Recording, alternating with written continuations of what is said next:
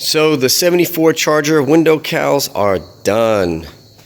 There's one side, I got some seam sealer on it. I never said I was good at caulking, so too bad, so sad. The window guy can clean it up. But all new metal going down to the bottom. It's primed and ready for paint. Come around the other side,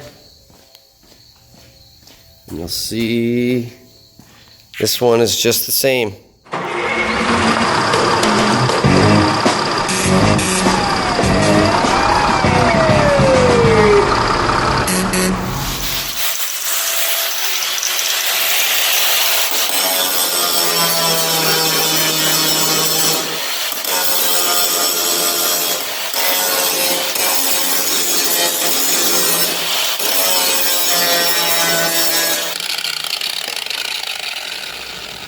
Alright, I got a lot of bigger tack welds knocked down.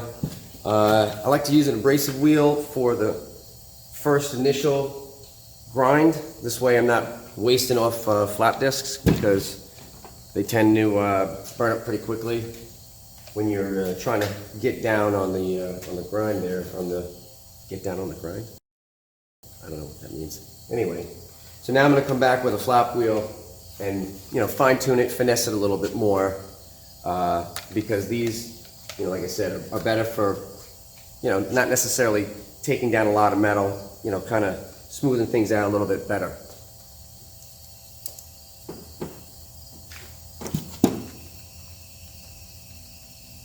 Gonna need a battery.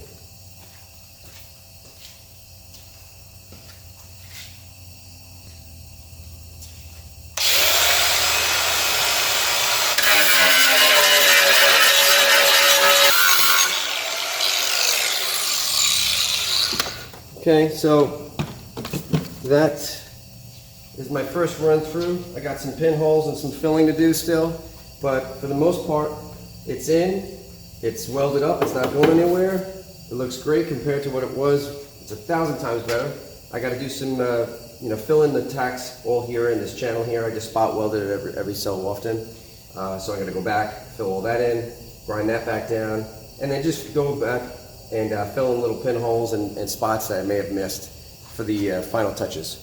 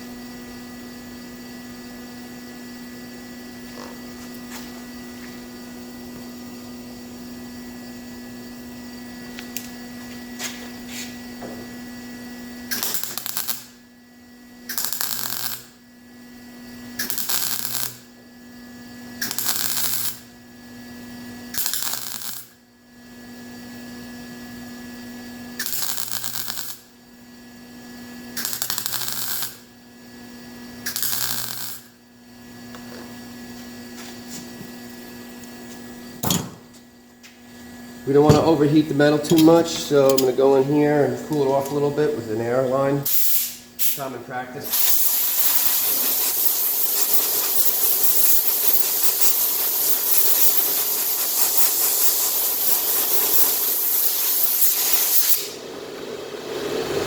If it's cool enough to touch, then you know it's cool enough to work on. This way you know you're not warping your metal.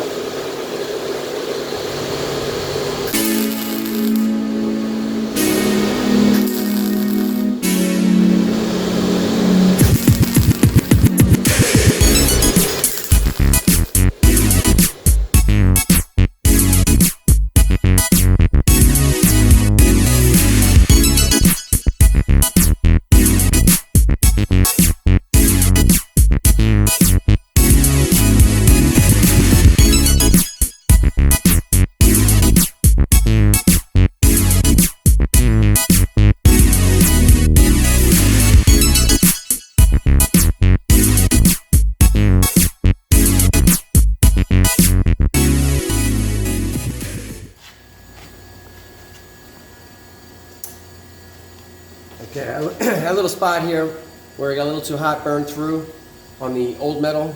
Again, I ground back as much as I could, but this is kind of like a hangnail. You know, you can just keep peeling back and back and back and back. So at some point you got to stop and just say, okay, that's enough.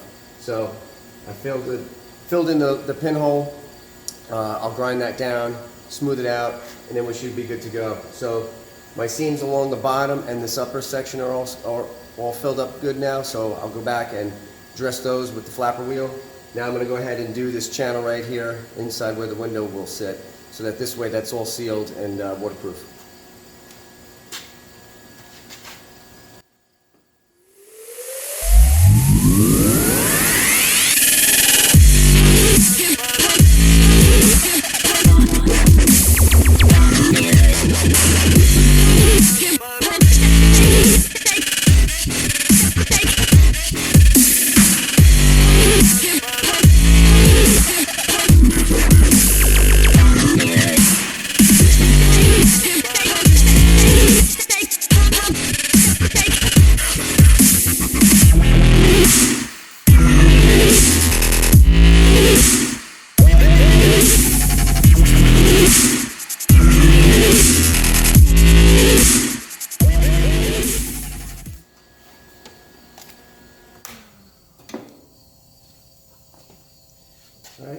Alright, so I got a bunch of tacks in there. I'm going to go ahead and hit that with the abrasive wheel, knock it down, and then I'll go back behind that and clean it up with the flapper wheel.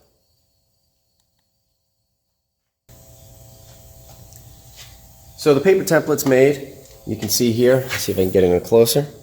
Alright, I got the shape, generally speaking. Obviously this is just paper, so it doesn't have to be perfect, but I got the bends, I got the width, I got this side here, and the little shape on the end here. So now I'm going to take this piece, go transfer it to some sheet steel, cut it out, put it in the brake, make the bends, come on over, tack it in, and we'll get this thing done.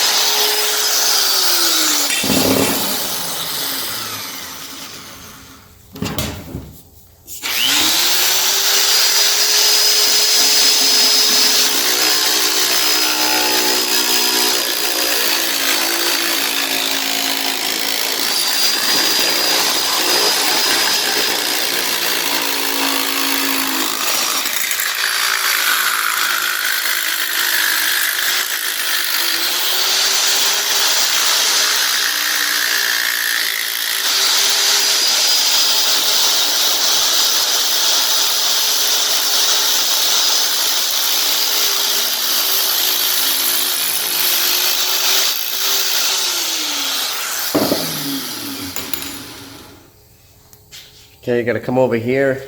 The shears tend to distort the metal a little bit, so got to come over here and go ahead and straighten it back out, because you can see it's a little bit curved, you know, puts a little bit of a bend in it. So we're going to fix that right now.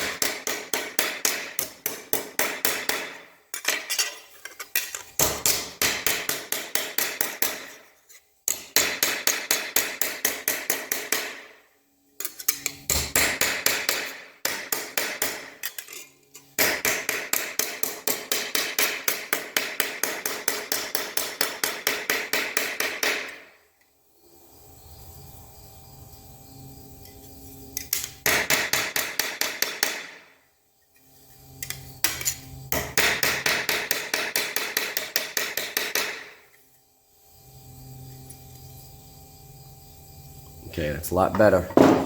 So now we're going to go over to the brake, and I got the lines right here. You can see that's where those bends have to go. Well, let me see a little bit better. There you go. So you can see right there, that's where the lines there is where the brakes are going to go to make the bends in the window channel. So this piece is all set.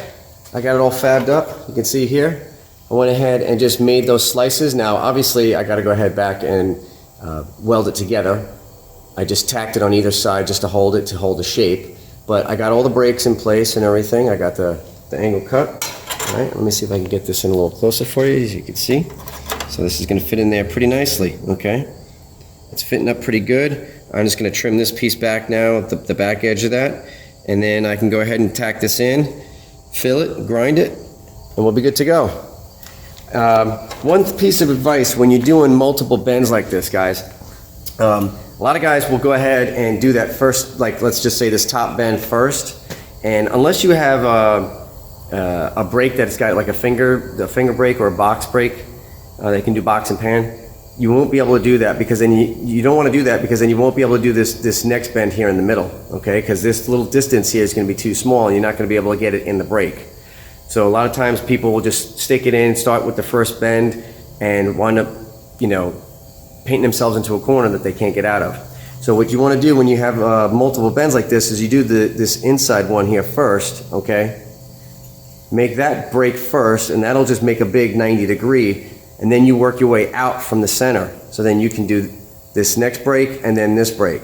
But if you try doing this one first and you make a 90-degree here, going that way, then you're not going to be able to do this little break in the middle here, because it's just gonna, you're not going to fit it. I mean, I have this break is awesome, and it'll bend just about anything, but I won't be able to make that small of a break in a piece of metal, because what you got to do basically is you take it out, flip it around, and you're going to do the bend from the other direction, so that now the long piece is sitting inside the brake.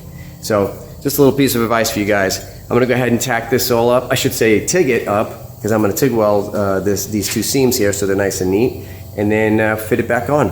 See you then.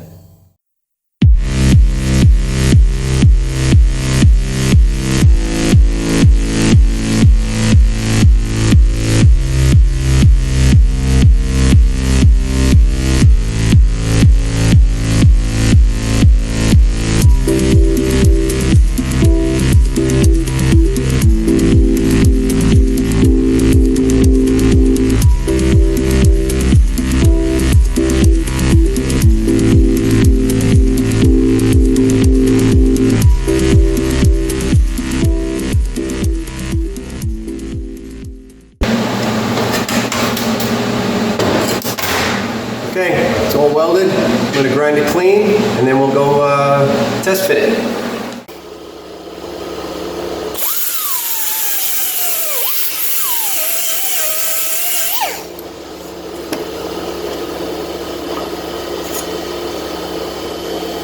Alright, there it is. All done. All nice and cleaned up. Let's go see how it fits.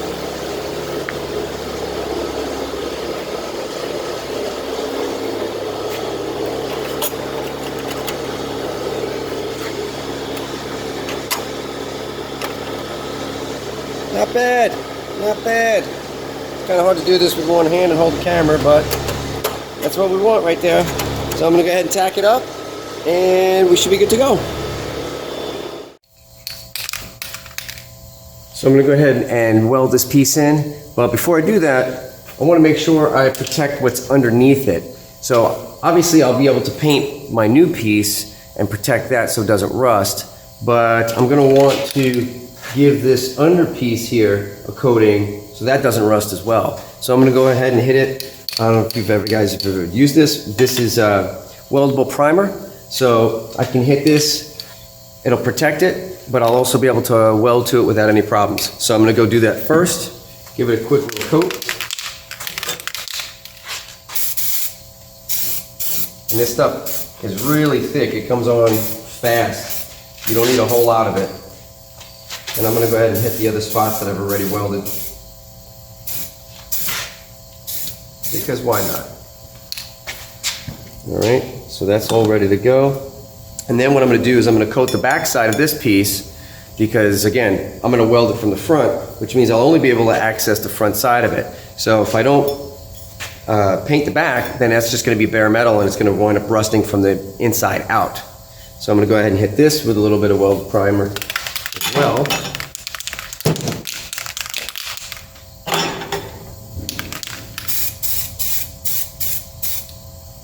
And again, it doesn't take much because this stuff is thick. All right, gonna let that dry, and then once it's all set, I can weld it in place. All right, so the primer's dry. I'm gonna start tacking it in place and forming it to fit, and then we'll go from there.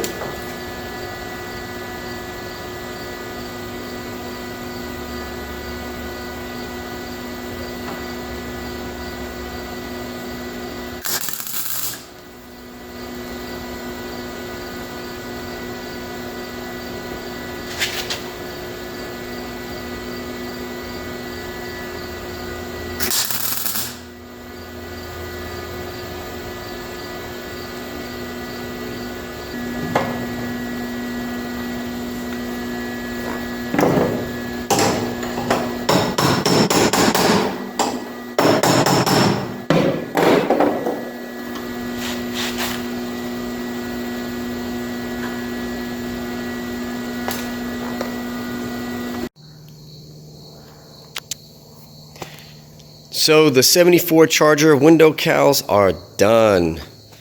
There's one side, I got some seam sealer on it. I never said I was good at caulking, so too bad, so sad. The window guy can clean it up.